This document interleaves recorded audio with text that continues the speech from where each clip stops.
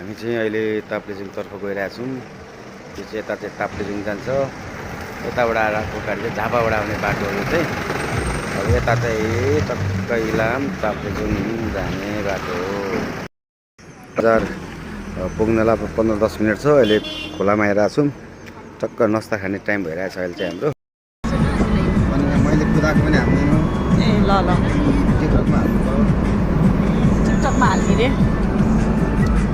जाँदा जान्छौँ त्यहाँको हाल्छौँ। ऐनामा त फेरि म आएँ। कुन चाहिँ केटी लिएर हिँडेछ भन्ला फेरि ऐनामा त म आएँ त। कुन चाहिँ तरुनी बोकेर गाउँ डुल्दैछ भने होला।